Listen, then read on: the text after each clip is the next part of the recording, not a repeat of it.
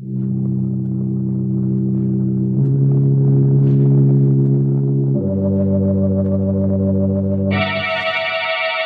Tea and Lipton Soup present Inner Sanctum Mysteries.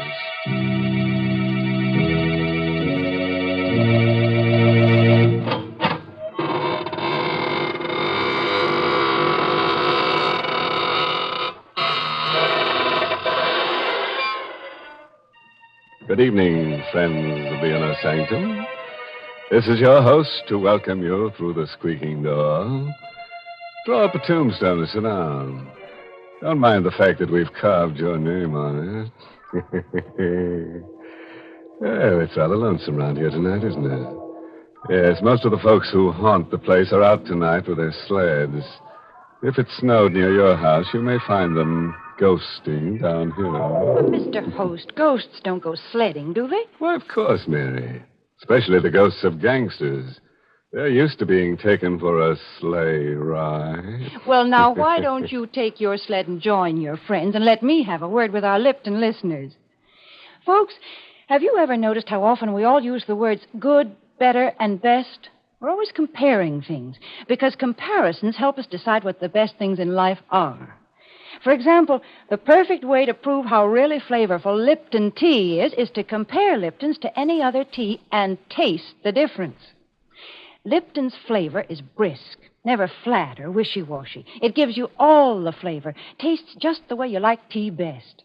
No other tea gives you more bright, mellow goodness, because that superb flavor of Lipton's is extra rich, extra satisfying. Yes, friends, just compare Lipton's to any other tea. You'll find Lipton's gives you brisk flavor, and you'll find Lipton's wonderful brisk flavor gives you more contentment in every cup. All right, Mary. Now you go and perch yourself on that teapot over there and get ready to hear about The Dark Chamber. It's an original radio play by Robert Newman, who witnessed the story while peeking through a keyhole.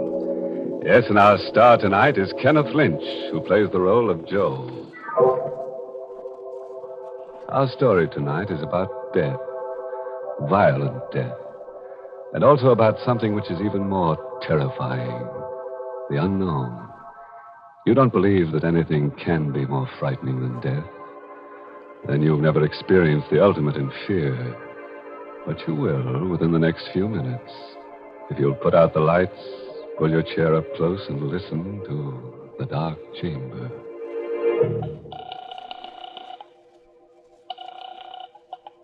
Police headquarters, Ryan speaking. Hello, police. Listen, you've got to help me. You've got to. I don't know how you can, but my name is Watson, Joe Watson. I'm a driver for the Acme Sanitary Hand Laundry. Address? Where I am, I don't know. That's part of the trouble. Now, look. Hey, wait, listen. I know it sounds crazy, but it's true. Check the laundry. Check the veterans. I'm an ex-GI. They'll tell you I'm straight. Well, I'm in a room someplace. I don't know where it is or how I got here or what I'm here for. I don't even know how long I've been here. It's a big room, but it's funny. No doors, no windows that I can see. It's just a couple of chairs and a table with this phone on it. I'm scared. What do you expect us to do? Find me. Find out what this is all about and get me out of here. I don't know. Oh, listen, this isn't a gag. Can't you tell? You don't know what it's like just sitting here waiting, not knowing where or why or what's going to happen. Can't you trace this call or something? Well, okay. Hang on. Oh, thank heaven. I was afraid. Listen, I hear something. Someone's coming. I better hang up. I'll call you back later, if I can. How do you do? Who are you? My name's Helming, Dr. John Helming. And your name? I don't have to tell you anything. That's very true, although I didn't think you were aware of it. I think I already know everything about you that I'm interested in knowing. Like what? Name? Joseph Watson, age 26, occupation, employee of the Acme Laundry, honorably discharged from the Army 6 months ago, with the Bronze Star and the Purple Heart. What the... So you cased me. Went through my pockets, huh? Well, if you know that much, you know I haven't got any dough. Money? I'm not interested in money. Well, what do you want, then? Where is this place? The last thing I remember is making a delivery on Spruce Street, noticing that the lights were out in the hall and hearing a noise behind me. You or somebody slugged me. That's right. Well, will you stop grinning like that and tell me what this is all about? Of course. I brought you here because I need your help in an experiment. An experiment whose details I've already worked out with mice and rabbits and cats and other animals. What kind of an experiment? An experiment in fear. Fear? Yes. You fought in the war. You were wounded. That means you've probably known fear. And still, you won the Bronze Star, which means you overcame it. Now, the question is, can you overcome your present fears? What are you talking about? You're afraid. Nothing has happened to you yet, absolutely nothing, and yet you are afraid, aren't you? You're afraid because you're face to face with the unknown. Because you don't know what I want and what I'm planning to do. Which is as it should be. And that's the way we'll leave it. For the moment. Hey, wait a minute. Come back here. Come back. You can't...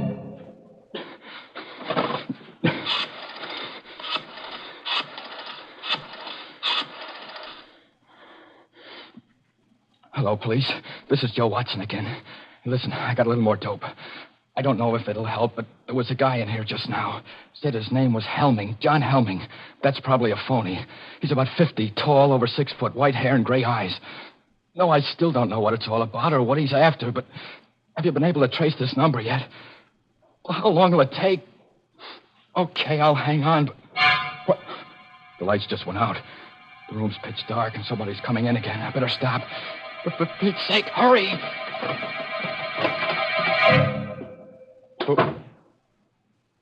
Who's that? Who just came in? Who are you? A girl. Keep away from me. Keep away, do you hear? Keep away. What's the angle now? Angle? Why did you bring me here? Wait a minute. You mean he put the snatch on you, too? When I was on my way home, chloroform or something. And the next thing I knew... Why are you pretending? You're in on it, too. You must be. It's a trap. It's a trap, all right. But I'm not in on it. I'm in it, along with you. My name is Watson. Joe Watson. I'm Betty Grant. You swear? I swear. What would I lie about it for? I wonder why he put you in here. Put us together. Who is he? What's he going to do? I don't know. He said something about an experiment. An experiment in fear, but... Hey, listen, we've got to get out of here somehow, some way. He might be listening. Very astute, my dear. Of course I'm listening. What the... Where are you? Right here in the dark. I've been here all the time. Why, you... No, Joe, don't. He must want you to go for him. He's probably got a gun. Right again, my dear. Not that I'll need it. This is stage 2 of the experiment. A new stimulus to action has been introduced. Man against the unknown has become man and woman against the unknown. Look, let's get down to brass tacks. Be sensible about this. Thank you, Joe. That's why I won't need my gun. This new stimulus has been negated by an increased sense of responsibility. Responsibility towards the girl, and therefore by increased fear. Blast you, gun or no gun, if I get my hands on you! Where are you? Where are you? Outside now, so you can relax. That was the final stimulus in this stage. Injured pride. The discovery that I could read your innermost thoughts and knew exactly what you were going to do. But you mustn't let that bother you. I already know everything you're going to do from now on. Till the end. Listen, you! Helming! Helming! He's gone. Joe. I know. Hold on, baby. Don't let it get you. There must be a way, some way. Do you suppose he's still listening? It's hard to say. But I'm going to take a chance. There's one thing he didn't figure on. A telephone. Here? Yes. If I can find it again in the dark. It was over on the... Here it is. I put through 2 calls already to the police. Told them what was happening and asked them to get me out of here. I had to hang up both times before they could trace the call and get this number, but this time... Hello. Hello, operator. What? No, this isn't the operator. You're on a busy wire. It doesn't matter. Thank heaven I got somebody. I've been trying for about 10 minutes now. Look, get off the line, will you? I've got to get through to the police. It's terribly important. But you've got to help me. You've got to. My name's Ben Lazarian. I'm a prisoner someplace. I don't know where. What? It's true. A strange house somewhere. A doctor who says his name is Helming. What? What are you laughing at?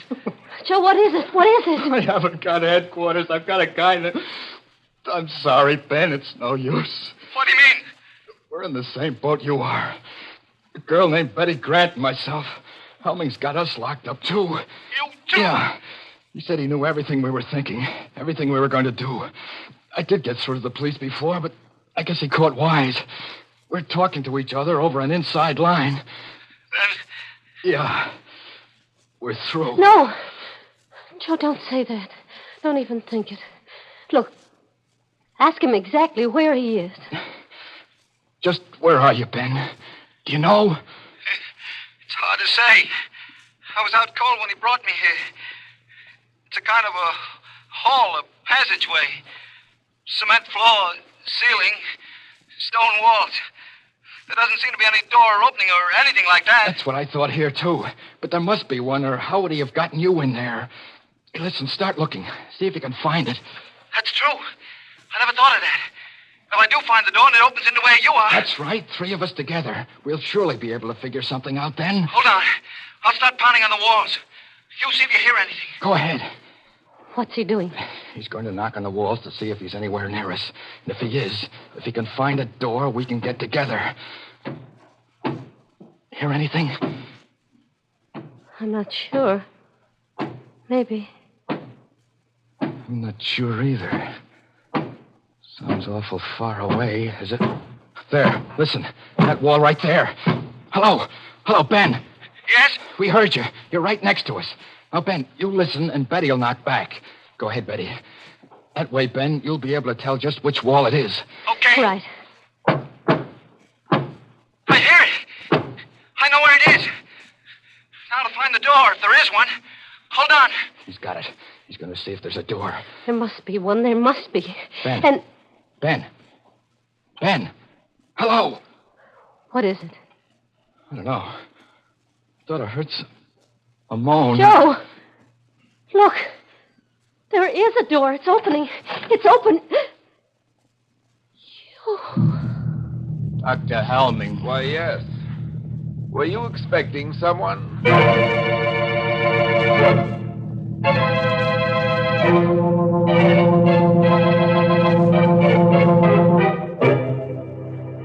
Well, now that you mention it, Doctor, there was someone we've been expecting and waiting for since we first heard about that cozy little place of yours.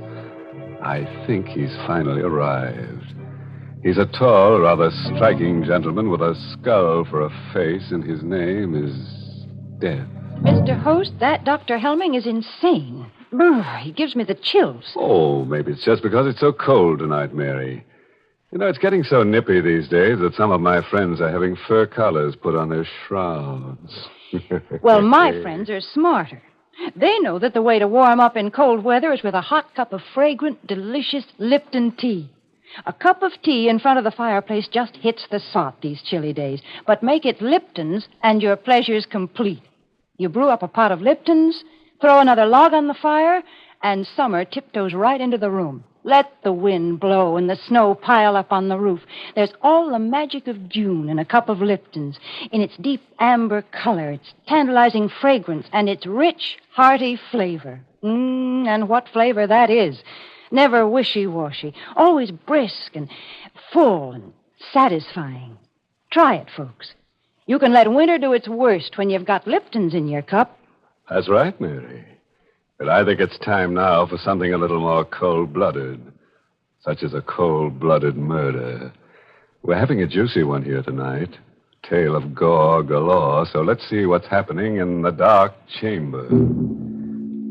It's just a moment later now. Standing in the darkness of the strange room, Joe and Betty stare at the tall figure of Dr. Helming, silhouetted against the dim light from outside. I asked you whether you were expecting someone. Then it was just a trick. It was you on the phone all the time. Now, don't you think I'd know his voice? Where is he? Our friend, Mr. Lazare, right outside. What did you do to him? Answer me. What did you do to him? Don't you know? Sure, I know. You killed him. Did you kill him? Quite a state you've gotten yourself into. Why? Is it because you finally tried to do something about your predicament and failed? Or is it because you weren't sure whether I would kill or not, and because you still don't know? You're mad.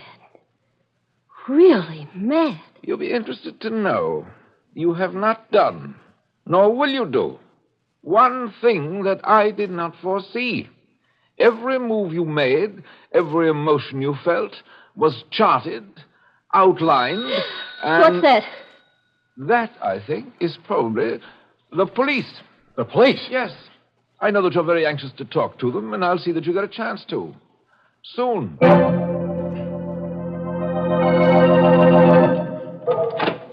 Good evening, officer. I'm looking for a guy named Helming. Dr. Helming. I'm Dr. Helming. Come in, won't you? Okay. Thanks. This is kind of a funny business. It's about a phone call we got a while ago, finally traced here. A guy who said he was a prisoner or something. That must have been Watson. Yeah, that's his name. Joe Watson. Do you know him? Of course. I can't tell you how sorry I am. It was really very careless of me, and I'll see that it doesn't happen again. What do you mean? If you did any investigating, which I'm sure you did, then you know that I don't run a sanitarium exactly, but I do take a few patients, mental cases, for treatment. Ah, so that's it. A nut, eh? I wish you wouldn't say that. Watson's case is particularly interesting. A 4F who wasn't able to enlist, and he developed a persecution mania. Thinks that everyone is down on him, eh? Not everyone, exactly. His present fantasy is that he's an ex-GI and that I'm keeping him prisoner. Sure sounds plenty tough. Well, I guess I'll run along. I'm sorry I bothered you. Don't you want to see them first, officer? Talk to them? There's no need of that, Doctor. We get calls from cranks every day. We always investigate a cause. But I insist. After all, you only have my word for it.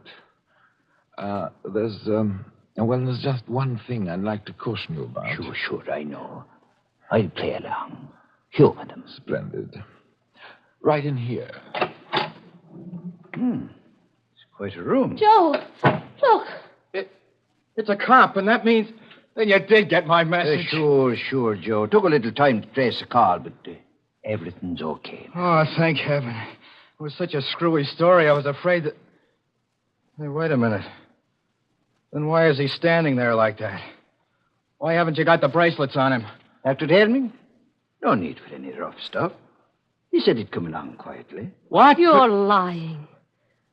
I don't know why, but there's something wrong here. Something... I know. You think we made the whole thing up. That we're crazy. No. It's true. He told you we were, and you believed him. Of course not. Look, I'm... Stop it, will you? Stop saying that. Well, if I could only prove it somehow, show you. I know. Lazari. Joe. Murder. That'll open your eyes. Somewhere in that wall is a door. Make him open it. Show you what's behind it. I think maybe I'd better be going, Doc. But there is a door there, officer. Just a second. I'll open it for you. Here we are. Joe. Body. It's gone. These doctors are always hiding the bodies. It turns up again later. Give us another ring, huh? Maybe I shouldn't have said that. Can I go out this way, Doc? Down to the end of the corridor, then to your right. I'm sorry I gave you all this trouble. Perfectly all right. Thank you for being so understanding. Quite all right. Goodbye. Goodbye, Doc. Well, children? Don't look that way, Joe. Don't. I know what you're thinking, and it's not true. We're not crazy. There was a body there. Of course. You hid it when you went out to let the cop in. And the telephone. You left that here purposely. Wanted me to use it. Get the police here. Obviously. I told you that this was to be an experiment in fear. What I didn't tell you was that, in a sense, I was one of the subjects, too. it was important for me to learn how I would function under pressure. And speaking objectively, I think I did rather well. Don't you? Why? Why are you doing all this? What are you after? There's no reason why I shouldn't tell you. If anyone truly understands the nature of fear, is able accurately to forecast the actions and reactions of an individual, then he can use fear as a weapon. Society will react as the individual reacts. You see, society doesn't want to believe that anything can menace it. Doesn't want to take action to protect itself any more than the individual does. This was something that Hitler and Mussolini understood intuitively. I understand it scientifically. They failed, but I shall succeed.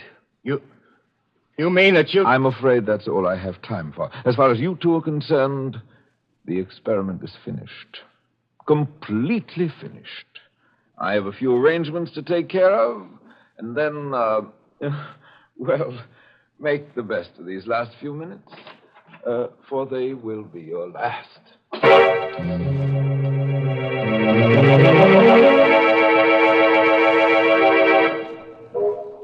Joe, do you hear anything? Is he coming back? Not yet. He's going to kill us, isn't he? Just the way he killed Lazare. He's going to try to. Why are you sitting there like that, looking at me? I guess because it's the first chance I've had to look at you. How do you mean? When they first put you in here, it was all dark. So many things happened after that. It's funny. What is? The things that you can tell about a person even in the dark. I kind of thought you were little, and I knew you were awful nice and had a lot of nerve, but I didn't think you'd be so pretty. I'm not so pretty, Joe. I'm not very brave either. I'm scared. I'm awful scared. And I don't want to die. Don't worry about it, baby. Don't think about it. Just sitting here like this, waiting. And there's nothing we can do. Every time we did try to do something, it was something he knew about. He was expecting us to do. Please, baby. Joe, something happened to you. You were scared before, too, but now... It was not knowing that was scary. Not knowing what was going to happen or why or what you could do about it. But once you do know, once you make up your mind, then you've got to forget about it. Forget about everything. Make up your mind about what? This is going to sound kind of funny, especially now, but... Well, do you have anyone special? A fellow, I mean, that... Why... Oh, no. That's good. I mean... Well, gee, it's a shame we never met before. If we had, we wouldn't be here now. I mean, we probably would have been out together someplace, and... What time do you get through work, usually? About 6. The store closes at 5:30, but... Me too. I could have picked you up at about 6. Joe, I hear something. He's coming. Yeah. Okay, get up. Over in the corner of the room so that he'll see you as soon as he opens the door. What about you?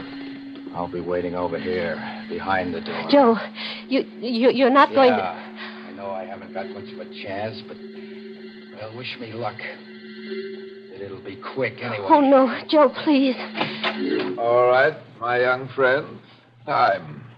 All my arrangements have been completed, and I'm... Where's Watson? Right here. Joe, look out! It's okay, baby. Didn't get me. I got the barrel of the gun and... Good Lord. Got him. In the chest. But you couldn't have done that. You couldn't have. Outside, Betty. See if you can find another phone. Call the police again. And this time, tell him to bring an ambulance. But you couldn't have done it. It was all plotted, graphed, and worked out in detail. I knew just what you were going to do, how you would react. By this time, you were to be in a state of complete frustration, resigned, ready to die. Why did you do it? Why? I don't know. Now, just take it But easy. I've got to know. You've got to tell me. Was it because of the girl?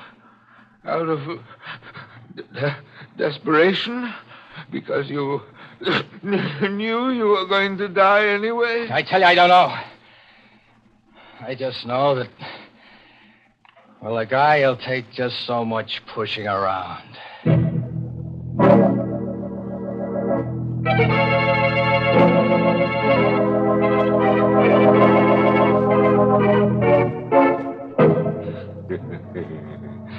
Pushing around, eh? Well, it sounds to me as if one of our characters is going to get a lot of pushing around at the end of a pitchfork and in a very warm climate. Yes, good old Helming's finished. He's got to be if we're to have at least 2 corpses, the inner sanctum minimum. Oh, you think that's a little arbitrary? Not at all. We've got to have at least 2 corpses to play our theme song, When a Body Meets a Body. Theme song? I didn't know we had one. Oh, Mary, we've got lots of them. Didn't you ever hear our skeleton song? I ain't got no body. Mr. Host, let's be serious for a moment, because I want to talk about one of the most serious things in life, our health. For instance, the war may eventually lead to an increase in tuberculosis. And that's why the makers of Lipton tea and Lipton soup have asked me to remind you of the annual sale of Christmas seals. Funds raised by this sale support tuberculosis control programs, X-rays, health education, and medical research. Remember, over 500,000 people in the United States and Canada suffer from this disease. So buy as many Christmas seals as you can. No one is safe from tuberculosis until everyone is safe. And Christmas seals can save lives.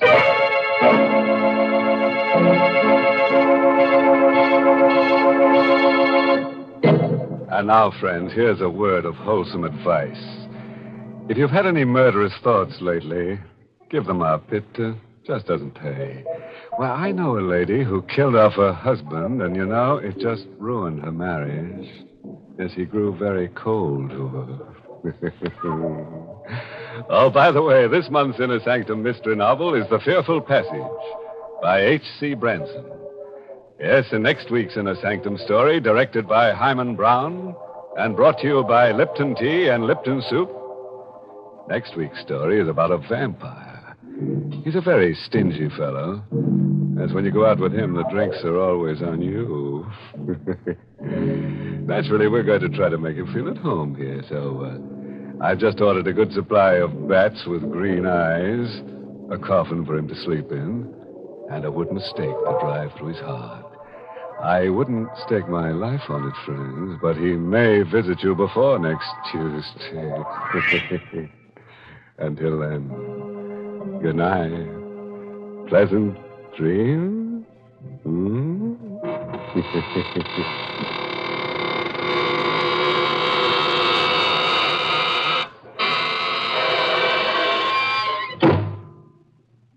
Easy to make and easy to take. That's Lipton's Noodle Soup, the perfect opening dish for your cold weather menus. Lipton's Noodle Soup has that real chickeny flavor your family likes so much, and it has that wonderful fresh cooked homemade goodness. You can prepare Lipton's Noodle Soup in a jiffy, too, and it's oh so kind to your budget, costs less and makes more than canned soups. So don't forget to serve Lipton's Noodle Soup. And don't forget to tune in next Tuesday night for another Inner Sanctum mystery.